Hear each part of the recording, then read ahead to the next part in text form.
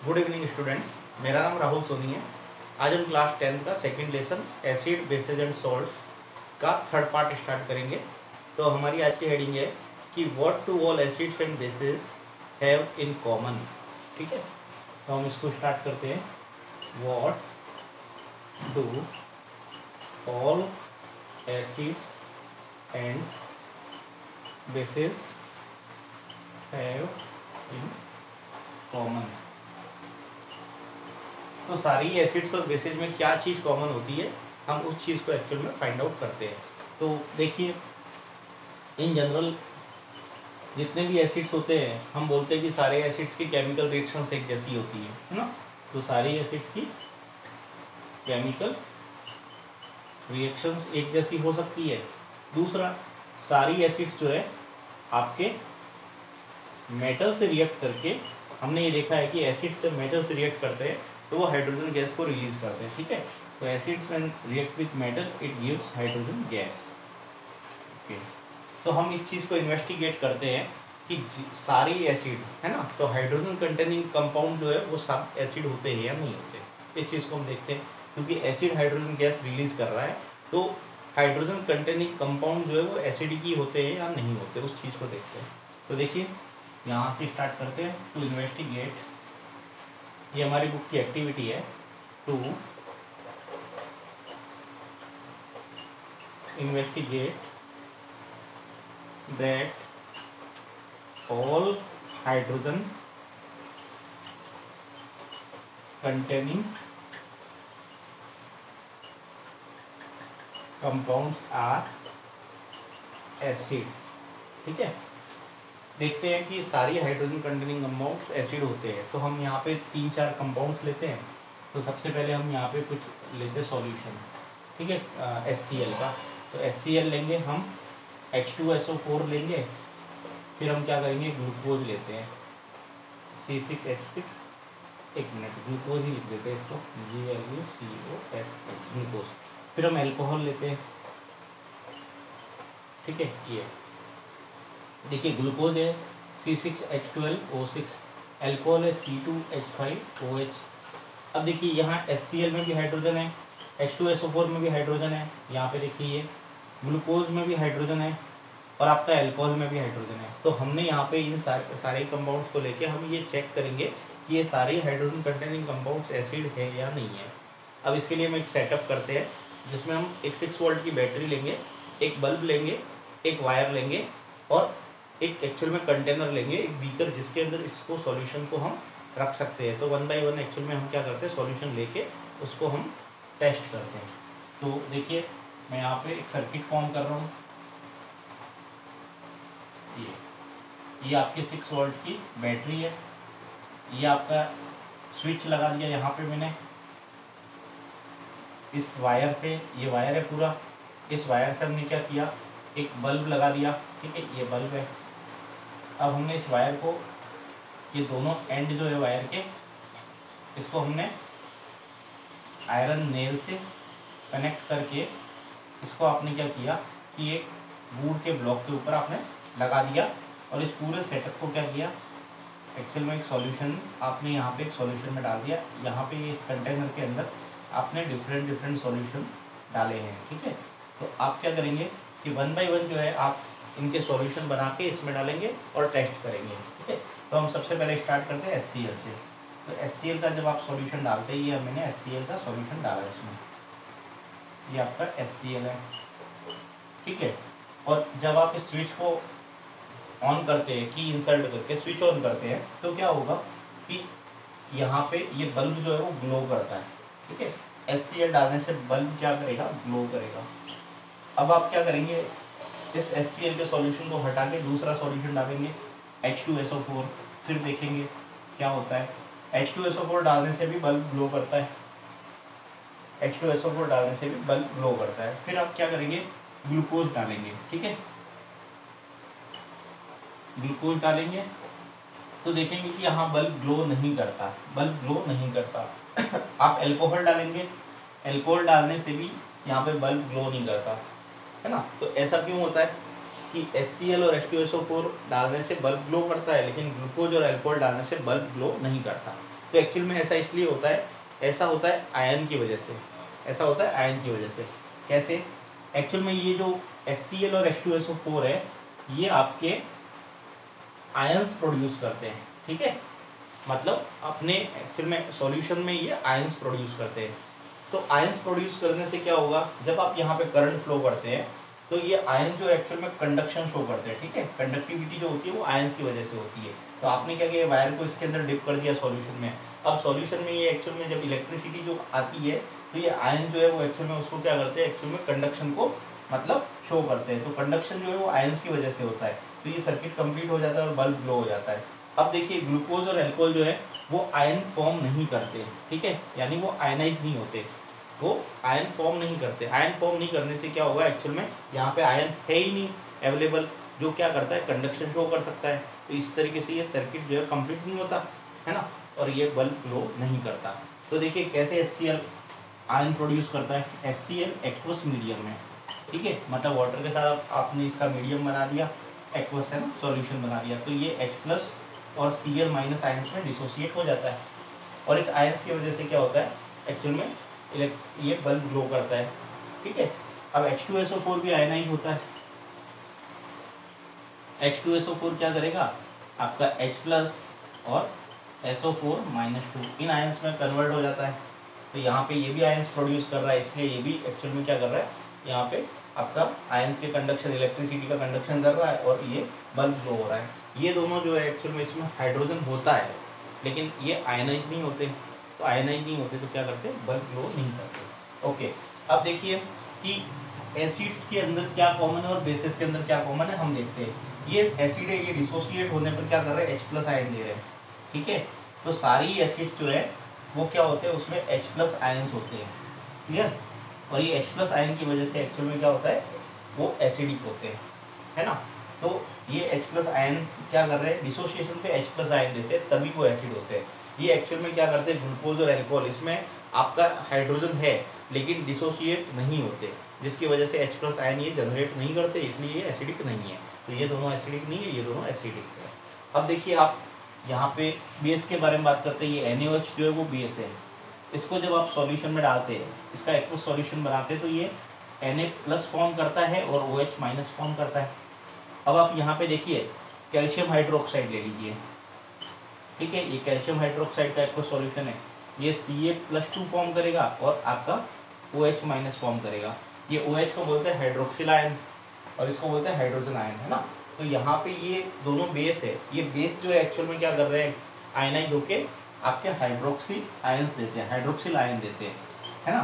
तो इसकी वजह से ये बेसिक प्रॉपर्टी जो होती है वो एक्चुअल में बेस के आयनाइजेशन के बाद में जो हाइड्रोक्सिल आयंस प्रोड्यूस करते हैं उसकी वजह से ये बेसिक होते हैं। ओके, तो ये हो गया सारे एसिड और बेसिस में क्या कॉमन है। एसिड के अंदर क्या है, H+ कॉमन है, आयनाइज होते हैं, H+ देते हैं। और बेसिस के अंदर क्या होते हैं, वो आयनाइज होने के बाद में क्या करता है, आपका हाइड्रोक्सिल आयन जनरेट करता है, प्रोड्यूस करता है। ओके, चलिए ये हो गया। आगे देखते हैं हम, आगे देखते हैं what happen to an acid और base in a water solution, है ना। What happen to an acid and base in a water solution.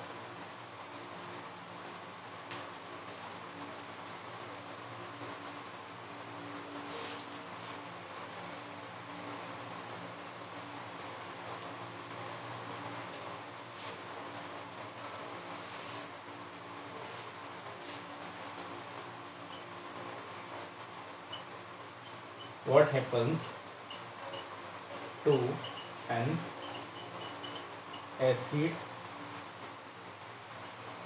or a base in water solution, ठीक है। इसको देखते हैं। देखिए इसके लिए हम क्या करते हैं, एक एक्टिविटी की हेल्प से इस चीज़ को समझते हैं ना, कि वाटर, ये एसिड और बेस के वाटर सॉल्यूशन के साथ में इसका क्या होता है, जब हम एसिड और बेस को मतलब एक्वस सॉल्यूशन फॉर्म करते हैं तब क्या होता है, और जब नहीं करते तो क्या होता है।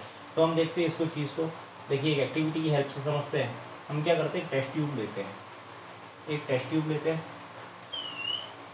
इस टेस्ट ट्यूब के अंदर हम एक थीसल फनल डाल देते हैं, जैसे हमने कल डाला था थीसल फनल, ठीक है। ये आपका थीसल फनल है, ये आपका आर्टिफिशियल फनल है। अब हम एक यहाँ से एक डिलीवरी ट्यूब जो है वो निकाल लेते हैं इसको। ये आपका डिलीवरी ट्यूब है और इस सेटअप को हम क्या करते थे, पूरी तरीके से कॉर्क से एक्चुअल में क्या करते थे, सील कर देते हैं। ये आपका कॉर्क लगा के इसको बंद कर दिया। क्लियर। इसके अंदर हम क्या कर देते हैं, पहले से ही सोडियम क्लोराइड डाल देते हैं, NaCl। NaCl का सॉल्यूशन जो है वो हम इसमें डाल देते हैं, एक्वस सॉल्यूशन। और यहाँ से तीसरी फनल से क्या करते हैं, H2SO4 डालते हैं इसमें। ठीक है, तो आपका H2SO4 डाइल्यूट H2SO4 इसमें डाल देते हैं। अब यहाँ पे NaCl जो है वो H2SO4 से रिएक्ट करके क्या फॉर्म करेगा, देखिए NaCl जब H2SO4 से रिएक्ट करता है सल्फ्यूरिक एसिड से, तो ये क्या फॉर्म करेगा, ये NaHSO4 सोडियम बाईसल्फाइड सल्फाइड, और क्या करेगा आपका NaHSO4 और HCl, ये HCl गैस जो है वो प्रोड्यूस करेगा। तो यहाँ इसकी रिएक्शन से जब ये इससे मिक्स होगा तो आपकी HCl गैस बनेगी। ठीक है, और ये HCl गैस इस डिलीवरी ट्यूब से बाहर आएगी। यहाँ पे आपको कॉटन का प्लग लगाना है। क्या लगाएंगे, कॉटन प्लग लगाएंगे। क्लियर। अब आपको क्या करना है, यहाँ पे एक लिटमस, ये HCl आपको पता है HCl एसिडिक होता है। ठीक है, अब हम पता कर रहे हैं ये HCl जो है वो एसिडिक है या नहीं है। पता कैसे करेंगे HCl एसिडिक है या नहीं है, इसके लिए हम क्या करेंगे, लिटमस टेस्ट करेंगे। तो आपको पता है जितने भी एसिड होते हैं वो एसिड्स क्या करते हैं, ब्लू लिटमस को रेड कर देते हैं। ओके, तो हम यहाँ पे क्या कर रहे हैं, इसके माउथ पे एक्चुअल में ये लिटमस लेके आते हैं, इसको बोलते हैं ब्लू लिटमस। इसके माउथ पे आप लेके आए और HCl जो है वो जब यहाँ से प्रोड्यूस होगी इस डिलीवरी ट्यूब से, यहाँ से होती हुई इस लिटमस के साथ में रिएक्ट करेगी। ठीक है, तब आप देखिए कि ये जो है ना, ये ब्लू लिटमस जो आपने लिया वो ड्राई है। ठीक है, क्या है, ड्राई है, ड्राई लिटमस है। तो ये ब्लू लिटमस क्या रेड लिटमस में कन्वर्ट होगा, ऐसा नहीं होगा, ये रेड लिटमस में कन्वर्ट नहीं होगा। ठीक है, अब आप यहाँ पे दूसरी बार क्या कीजिए, इस ब्लू लिटमस को एक्चुअल में वाटर के सॉल्यूशन में डिप कर दीजिए। ठीक है, और लिटमस को क्या करना है, वेट है ना, तो आप लिटमस को क्या करेंगे, वेट लिटमस आप लेंगे वाटर में डिप करने के बाद में, फिर इसके माउथ पे लेके जाएंगे। फिर HCl गैस जो है वो रिएक्ट करके इसको क्या करेगी, इस ब्लू लिटमस को रेड कर देगी। ठीक है, लेकिन ड्राई लिटमस को ये रेड नहीं करेगी, किसको करेगी, ब्लू एक्चुअल में वेट लिटमस को रेड करेगी। तो यहाँ पे देखिए HCl जो वो एसिड है, तो जितने भी एसिड जो होते हैं उसको एक्चुअल में आयनाइजेशन के लिए मीडियम चाहिए। ठीक है, तो ये एक्चुअल में आपके ड्राई जब कंडीशन में आप लिटमस लेके जा रहे हैं तो ये आयनाइज नहीं होता। ठीक है, ड्राई कंडीशन में आयनाइजेशन नहीं होता। आयनाइजेशन के लिए क्या चाहिए, मीडियम चाहिए, एक्वस मीडियम चाहिए। तो एक्वस मीडियम में यह आयनाइज होता है। तो HCl जो है आपका, जब इसको वाटर के साथ आप वाटर में डालेंगे तब क्या होगा, यहाँ पे ये H3O+, इसको हाइड्रोनियम आयन बोलते हैं, और ये आपका क्या बनाएगा, Cl- आयन। तो यहाँ पे ये एक्चुअल में जो प्रोटॉन होता है वो एक्चुअल में प्रोटॉन की फॉर्म में नहीं रहता, वो एक्चुअल में जब वाटर से रिएक्ट करके हाइड्रोनियम आयन फॉर्म करता है ना। तो यहाँ पे इसको हम H+ भी बोल सकते हैं, है ना। तो वाटर के अंदर क्या करता है, ये H+ या हाइड्रोनियम आयन की फॉर्म में रहता है, और ये जो एक्चुअल में आयनाइजेशन के लिए वाटर की रिक्वायरमेंट होती है ना। इसीलिए वेट लिटमस जो है वो क्या करता है, यहाँ पे HCl का आयनाइजेशन कर देता है, और H+ जो है वो आपके ब्लू लिटमस को रेड करने के लिए, मतलब एसिडिटी मतलब करेक्टर के लिए H+ जो है वो रेस्पॉन्सिबल है ना। तो ये इसकी वजह से ब्लू लिटमस जो है वो रेड हो जाता है। ओके, नेक्स्ट देखते हैं हम, ये हो गया। अब देखिए what happened when water is added to an acid और बेस, है ना, तब क्या होता है।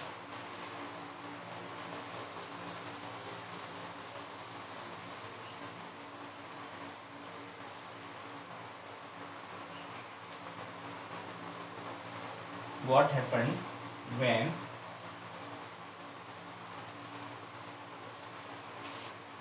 what happens when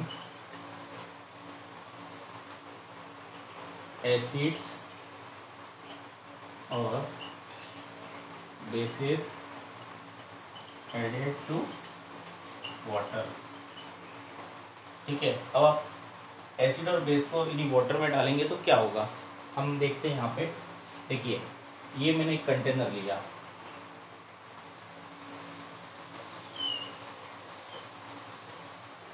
ये मेरे पास एक कंटेनर है, एक कंटेनर मेरे पास यहाँ पे और है।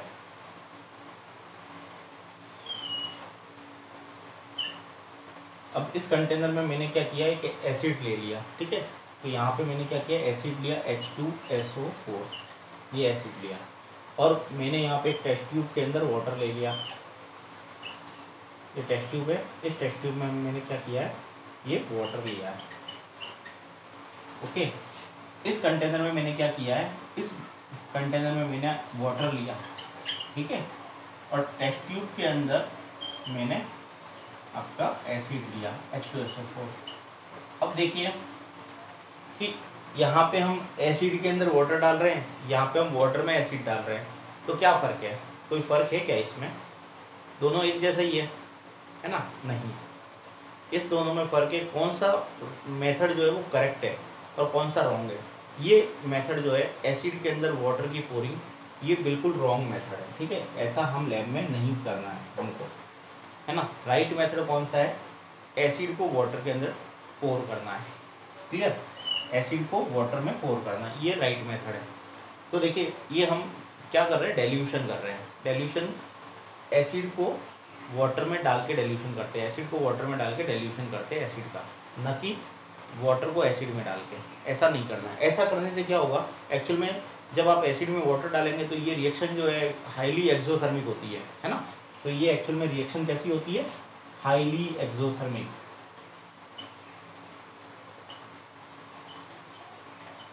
और हाईली एक्सोथर्मिक रिएक्शन क्या होती है, ये हीट प्रोड्यूस करती है।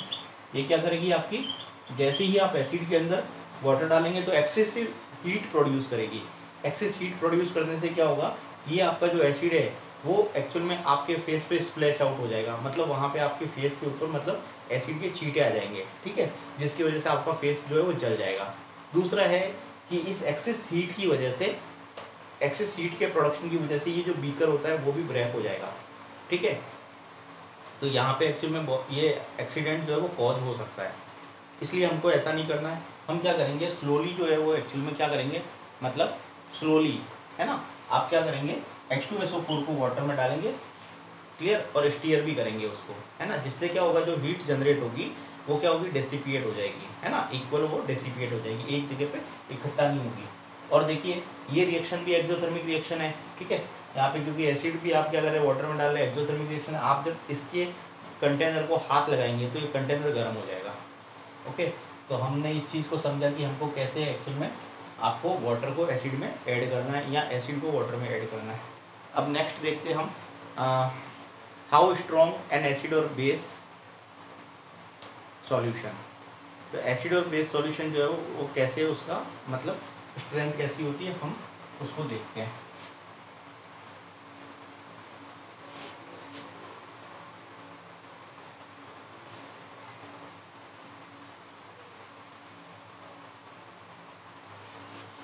देखिए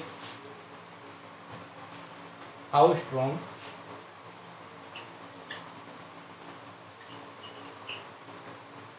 एन एसिड और बेस सॉल्यूशन, ठीक है।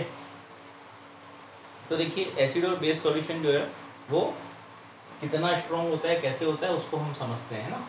तो देखिए यहाँ पे हम पढ़ते हैं कि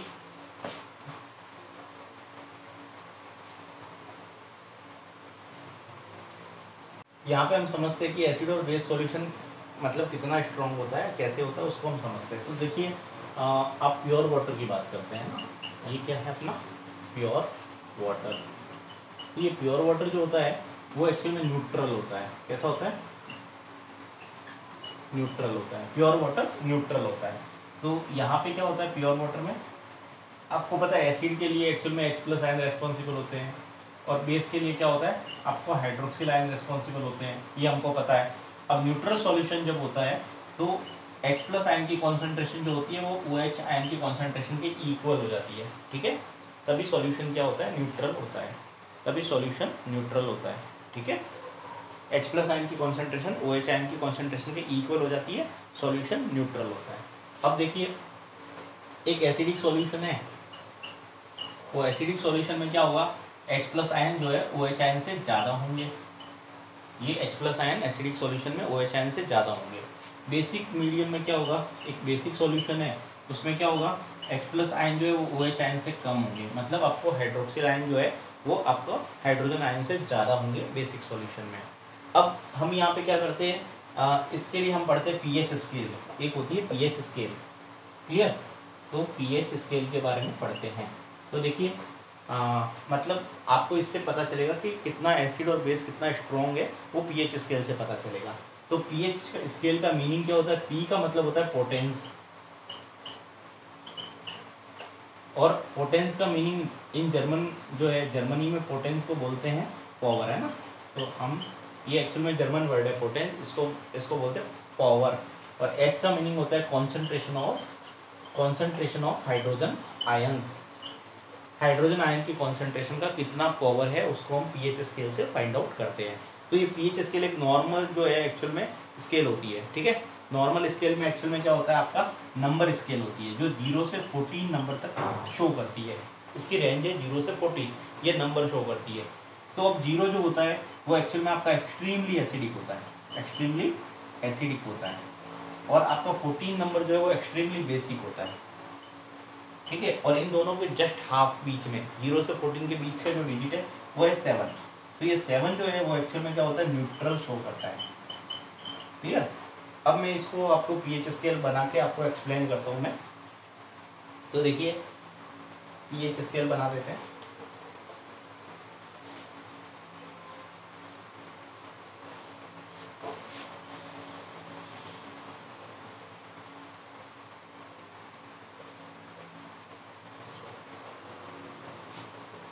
ये है आपकी पीएच स्केल, ये आपका 0, ये 14 और इसके जस्ट बीच में क्या है 7। 0 मैंने बताया ये आपका एक्सट्रीमली एसिडिक है ना, एक्सट्रीमली एसिडिक। और ये आपका एक्सट्रीमली बेसिक।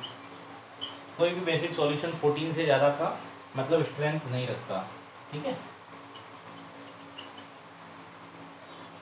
ओके। और ये 0 जो है 7 जो है वो न्यूट्रल है,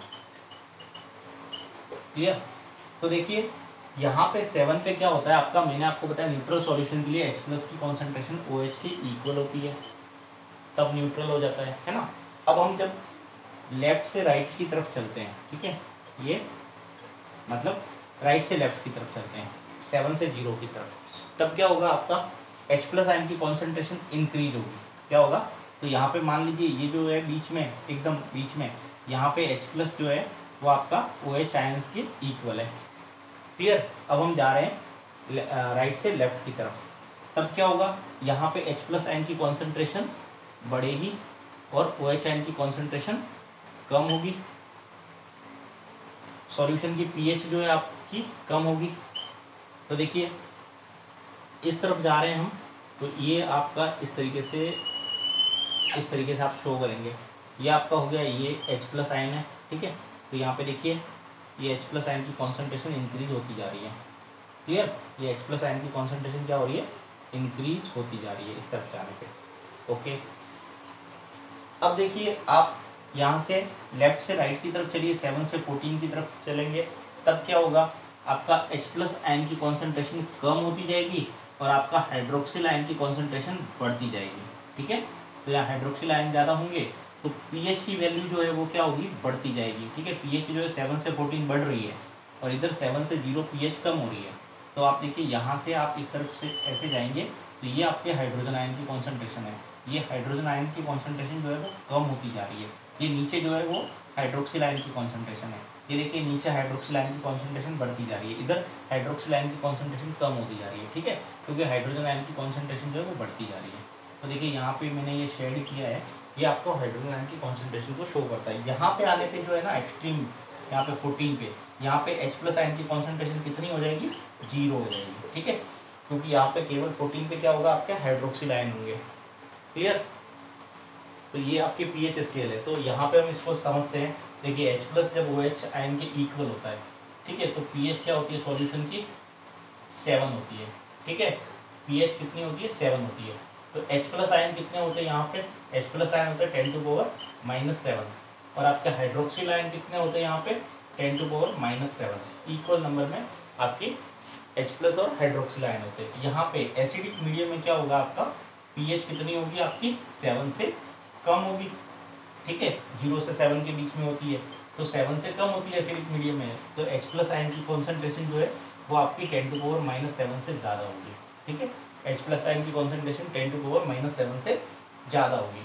यहाँ पे देखिए बेसिक मीडियम में पीएच कितनी होती है, पीएच 7 से ज़्यादा होती है। ठीक है, पीएच 7 से ज़्यादा होती है, H प्लस आयन जो है वो 10⁻⁻7 से कम हो जाएंगे इस तरीके से। तो ये हो गया आपका एसिडिक और बेसिक को कैसे आप पीएच स्केल से मेजर करेंगे, तो वो मैंने आपको एक्सप्लेन किया। अब आगे देखिए, आगे पढ़ते हैं हम एक्चुअल में measurement of strength of acidic and basic solution. Acidic और बेसिक सॉल्यूशन की स्ट्रेंथ को कैसे मेजर करते हैं उसको हम पढ़ते हैं। ओके, चलिए आगे। और यहाँ पे एक चीज़ और है, इस पीएच स्केल के लिए एक फॉर्मूला होता है जिसको हम कैसे लिखते हैं, pH is equal to -log H plus. इस तरीके से हम शो करते हैं इसको, है ना। तो पीएच निकालनी होती है तो H प्लस आयन की कॉन्सेंट्रेशन से हम पीएच निकाल सकते हैं। आपके पास पीएच है सॉल्यूशन की, तो H प्लस आयन की कॉन्सेंट्रेशन निकाल सकते हैं। ठीक है, तो देखिए यहाँ पे जितना H प्लस आयन की कॉन्सेंट्रेशन ज़्यादा होगी, पीएच उतनी ही कम होगी। ठीक है, H प्लस आयन की कॉन्सेंट्रेशन जितनी ज़्यादा, पीएच उतनी ही कम। ओके, चलिए मैं इसको रब कर रहा हूँ। नेक्स्ट है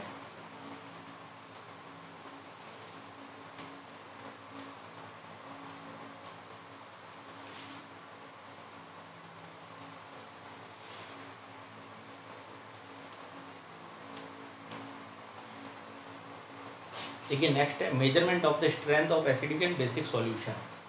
मेजरमेंट ऑफ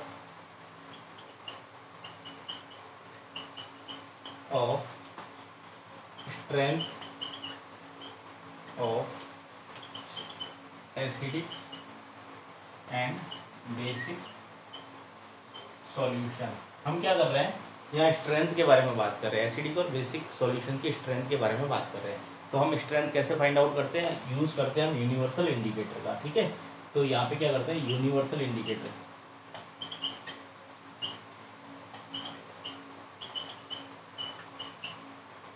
हम यूनिवर्सल इंडिकेटर का यूज़ करते हैं। ठीक है, स्ट्रेंथ के लिए। तो देखिए नॉर्मल जो हमारे पास लिटमस होता है,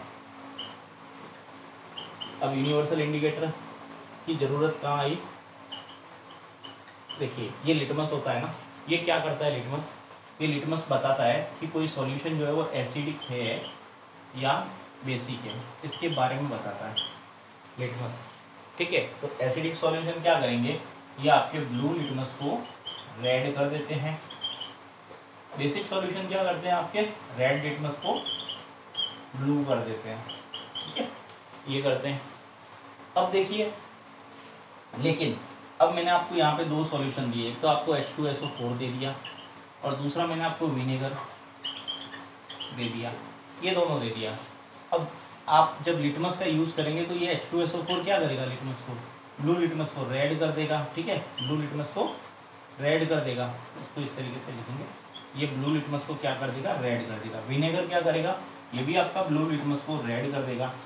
लेकिन अब आपको यदि पूछा जाए कि इन दोनों में विनेगर और H2SO4 के अंदर कौन सा ज़्यादा स्ट्रॉन्ग एसिड है, ठीक है, किसकी पीएच वैल्यू जो है वो कम है, ज़्यादा कम है, मतलब कौन सा ज़्यादा स्ट्रॉन्ग एसिड है, किसकी पीएच वैल्यू कितनी है, यदि ये पूछेंगे तो आप लिटमस से इसको नहीं बता सकते कि कौन सा ज़्यादा स्ट्रॉन्ग है। तो हम यूनिवर्सल इंडिकेटर का यूज़ करते हैं। ठीक है, यूनिवर्सल इंडिकेटर क्या करते हैं, किसी भी एसिड या बेस की स्ट्रेंथ के बारे में बताता है। ठीक है, कि कौन सा स्ट्रॉन्ग एसिड है, कौन सा वीक एसिड है। दूसरा है कि पीएच वैल्यू के बारे में बताते हैं, है ना। ये यूनिवर्सल इंडिकेटर क्या करते हैं, पीएच वैल्यू के बारे में बताएंगे और स्ट्रेंथ के बारे में बताएंगे।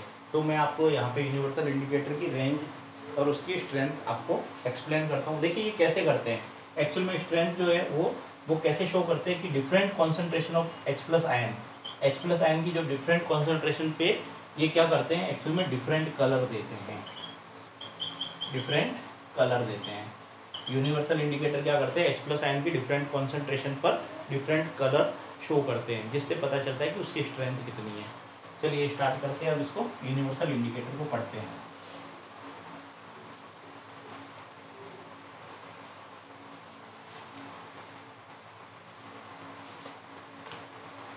देखिए ये हमारी एक्चुअल में पीएच स्केल है, ये पीएच स्केल है, ठीक है, 0 से 14।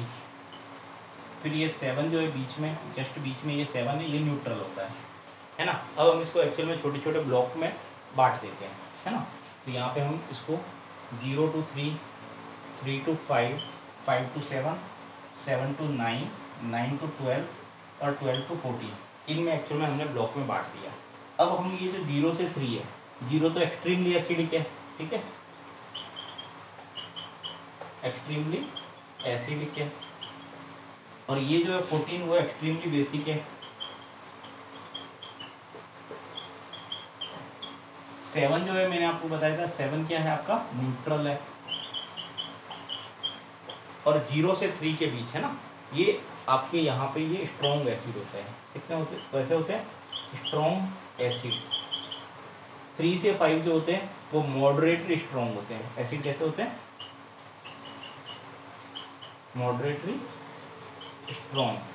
5 से 7 वीक एसिड। ये रेंज है, पीएच की रेंज बता रहा हूँ मैं। 7 से 9 वीक बेस,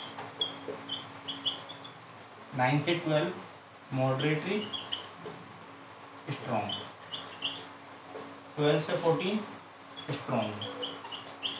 ओके, अब देखिए, और 7 neutral.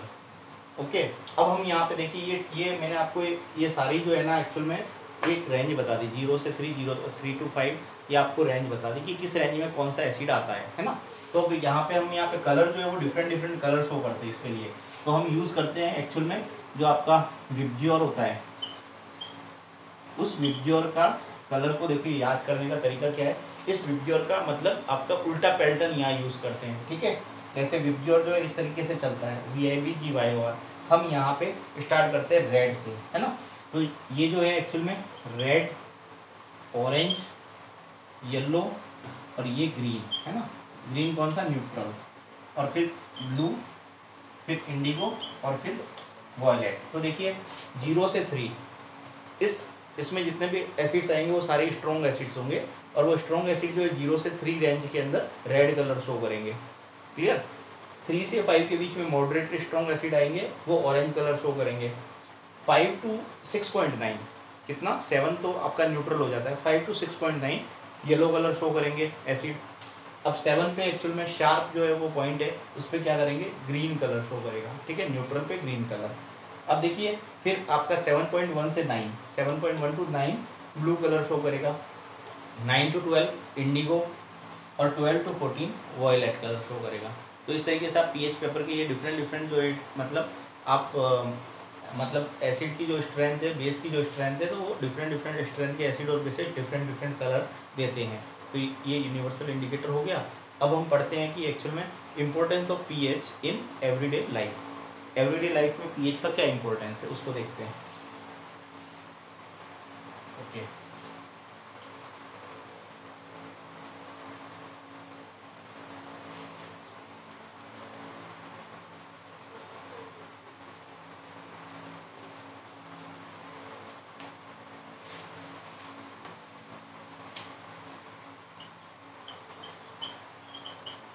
importance of pH in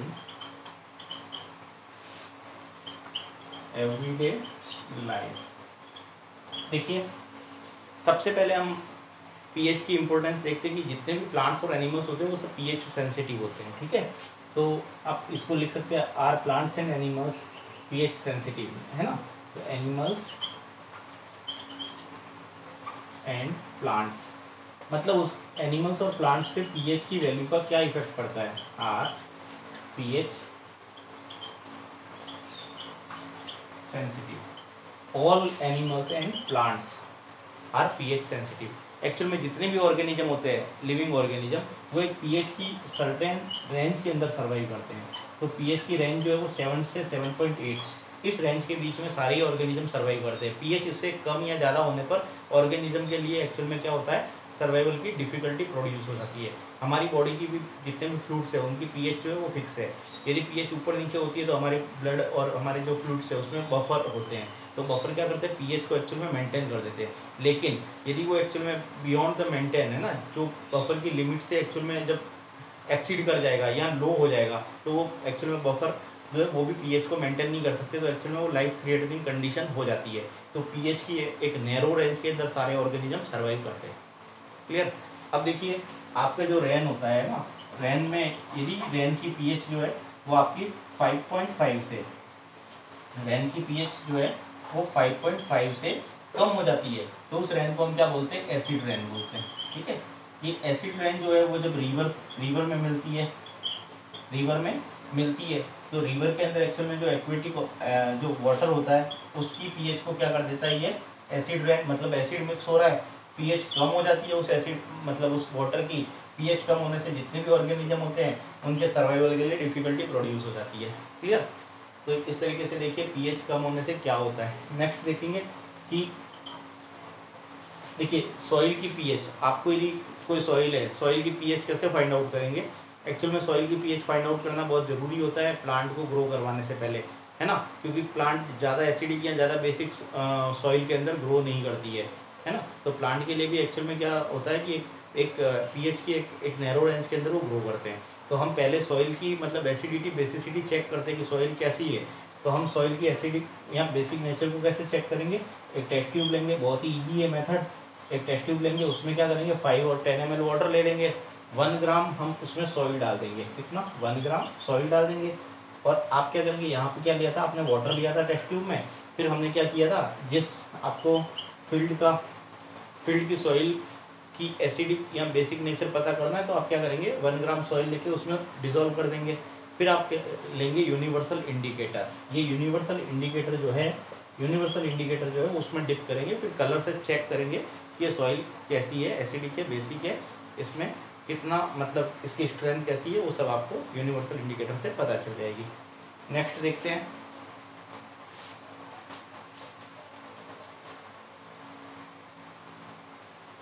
acids and tooth decay, है ना, एसिड्स एंड टूथ डीके। तो देखिए थर्ड है टूथ डीके।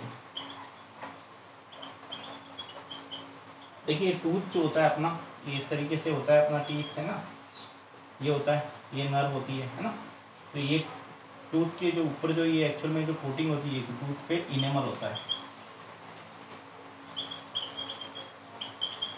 है ना।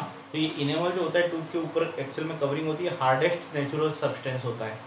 अब देखिए अब टूथ के बीच में जो गैप होते हैं, बहुत सारे छोटे छोटे गैप होते हैं टूथ के बीच में, और जब हम खाना खाते हैं, है ना, तो खाना खाने के टाइम में क्या होता है एक्चुअल में, जब आप उसको मतलब खाना खाने के बाद में जो एक्चुअल में टूथ के बीच में जो गैप होता है, उसके बीच में जो लेफ्ट ओवर फूड जो है वो वहाँ पे फंस जाता है ना, लेफ्ट ओवर फूड बच जाता है, फंस जाता है। अब ये लेफ्ट ओवर फूड जो है एक्चुअल में क्या होता है कि आपके बैक्टीरिया जो इसके ऊपर वर्क करते हैं, और ये एक्चुअल में क्या होता है, शुगर ही होती है ना, फूड के अंदर क्या होता है, जब सैलाइवा मिक्स करके उसको शुगर में कन्वर्ट कर देते हैं, ये बैक्टीरिया शुगर पे काम करके क्या कर देता है, उसको एसिड्स में कन्वर्ट कर देते हैं। ठीक है, तो बैक्टीरिया इस शुगर से, इस लेफ्ट ओवर फूड के शुगर से क्या कर देते हैं, उसको एसिड में कन्वर्ट कर देते हैं। ये एसिड जो है वो आपके टूथ के इनेमल को कॉरोड कर देता है।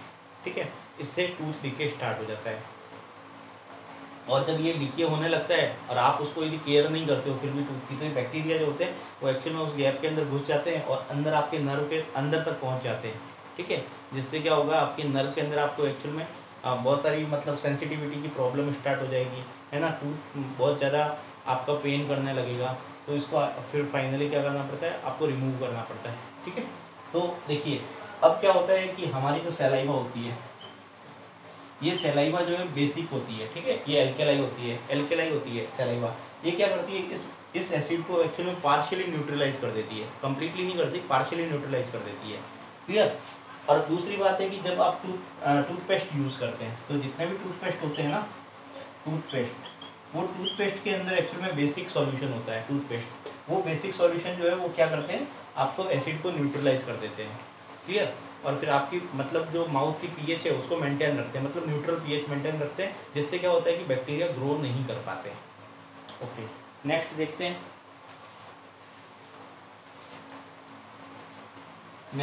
हैं, एसिडिटी, है ना, इनडाइजेशन या एसिडिटी।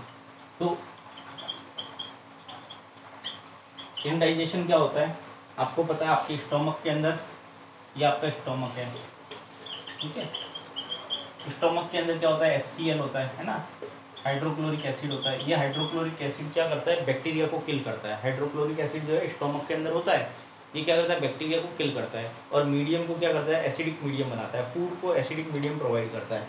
अब कभी कभी क्या होता है कि आपका इस एसिड का सिक्रीशन ज़्यादा हो जाता है, एसिड का सिक्रीशन मतलब HCl का प्रोडक्शन ज़्यादा होता है, जिससे क्या होता है, ये एसिड ऊपर की तरफ आने लगता है और आपकी इसोफेगस के अंदर क्या होता है, आपको बर्निंग सेंसेशन आने लगते हैं, इरिटेशन होने लगता है, ठीक है। तो ये इंडाइजेशन होता है ना। तो वो HCl के एक्सेस सिक्रीशन की वजह से होता है इंडाइजेशन। तब क्या करते हैं आप, जब केमिस्ट के पास या डॉक्टर के पास जाते हैं तो वो एक बेसिक सॉल्यूशन लिखता है, सस्पेंशन है, जिसका नाम है मिल्क ऑफ मैग्नीशिया। ये मैग्नीशियम हाइड्रोक्साइड का सस्पेंशन होता है, ये माइल्ड बेस होता है, ठीक है, माइल्ड बेस होता है। ये क्या करता है, इस एसिड को न्यूट्रलाइज कर देता है, जिससे आपकी एसिडिटी की प्रॉब्लम जो है वो आपकी सॉल्व हो जाती है। नेक्स्ट देखिए, आपका एक्चुअल में जितने भी एनिमल्स और प्लांट्स होते हैं वो इस एसिड्स और बेस को एक्चुअल में क्या करते हैं, अपने प्रोटेक्शन के लिए यूज़ करते हैं, ठीक है। तो एनिमल्स और प्लांट्स जो है उसको केमिकल वॉरफेयर की तरह यूज़ करते हैं। तो केमिकल वॉरफेयर,